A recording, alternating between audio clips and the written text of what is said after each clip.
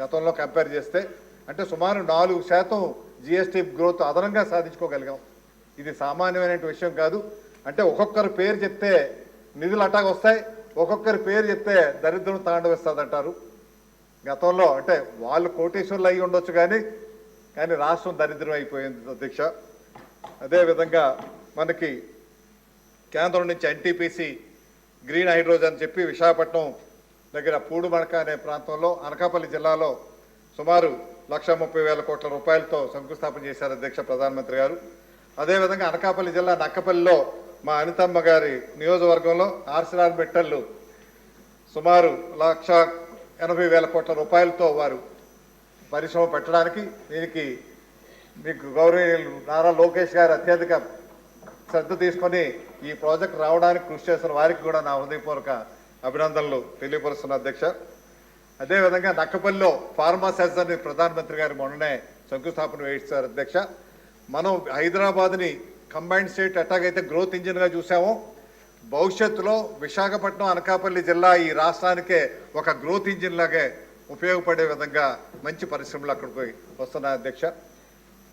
అదేవిధంగా రాయలసీమ నుంచి ఉత్తరాంధ్ర కలుపుతూ గ్రీన్ ఎనర్జీ కారిడార్గా ముఖ్యమంత్రి గారు మొన్ననే ప్రకటించారు అధ్యక్ష. సుమారు 17,000 కోట్ల రూపాయలతో గ్రీన్ కారిడార్గా అటు రాయలసీమ ఉత్తరాంధ్ర కలపాలనేటువంటి ఆలోచనతో అది కూడా చాలా మంచి ప్రాజెక్ట్ అధ్యక్ష.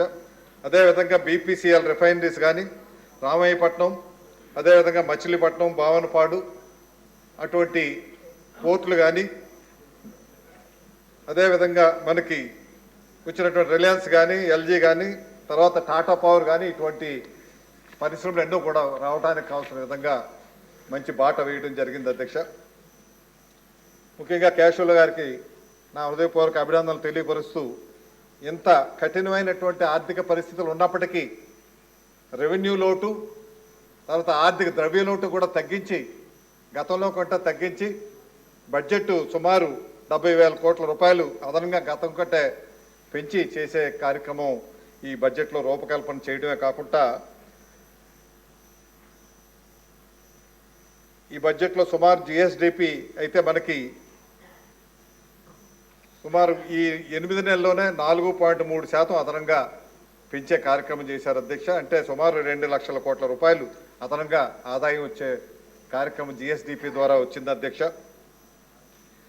గత ప్రభుత్వం అయితే సంపద పంచడం, ఆస్వాదించడం, సంపద దోచిపెట్టడం, సంపద లూటీ చేయడం అన్నది నేర్చుకున్నారు. కానీ మన ముఖ్యమంత్రి గారి ద్వారా సంపదని ఏ రకంగా సంపాదించాలి, సంపదను ఎలాగా అభివృద్ధి పరచాలన్నది నేర్చుకోవాల్సినటువంటి అవసరం ఉంది అధ్యక్ష ప్రతిపక్షానికి.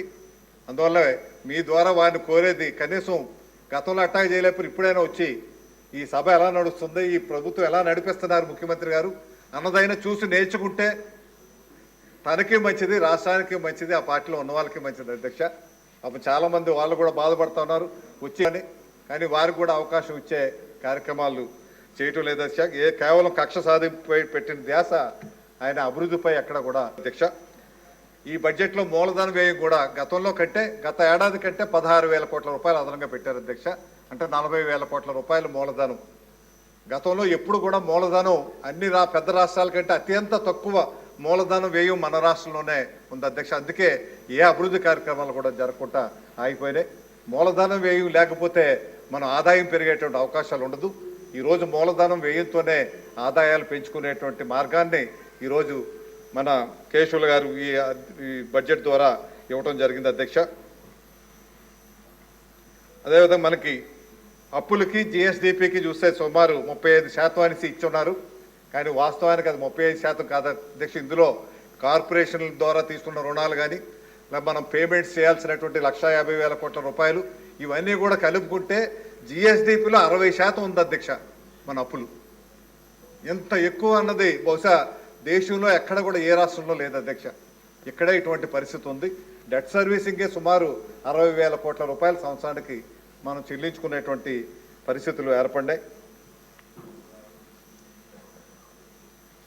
ఇటువంటి కార్యక్రమం నుంచి బయటపడాలంటే ఇటువంటి అనుభవం ఉన్నటువంటి నాయకుల ద్వారా ఒక నిబద్ధతతో, ఆర్థిక నిబద్ధతతో, క్రమశిక్షణతో, తక్కువ వడ్డీతో రుణాలు స్వాపింగ్ చేసే కార్యక్రమం రీషెడ్యూల్ చేయడం. కానీ కేంద్రంలో ప్రభుత్వం ఉంది కాబట్టి ఈ ప్రభుత్వ రుణాలు రీషెడ్యూల్ చేసే కార్యక్రమం చేయడం, అదేవిధంగా డెఫర్డ్ పేమెంట్స్ కానీ డెట్ మారిటోరియం కానీ ఇటువంటివన్నీ కూడా పెట్టుకొని మనం ముందుకు వెళ్ళాల్సినటువంటి అవసరం ఉంది అధ్యక్ష. ముఖ్యంగా మన రెవెన్యూ పెంచుకోవాల్సినటువంటి అవసరం ఉంది. కాబట్టి గతంలో అయితే మైనింగ్లో అయితే గతంలో 38% ఉండే రెవెన్యూ ఇప్పుడు 12% పడిపోయింది అధ్యక్ష.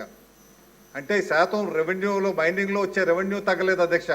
మైనింగ్లో వచ్చినటువంటి రెవెన్యూ ప్రభుత్వానికి రాకుండా కొంతమంది ప్రైవేటు వ్యక్తులు వారు దోచుకునేటువంటి కార్యక్రమం చేశారు. ఇవన్నీ కూడా అరికట్టాల్సినటువంటి అవసరం ఎంత ఉంది అధ్యక్ష.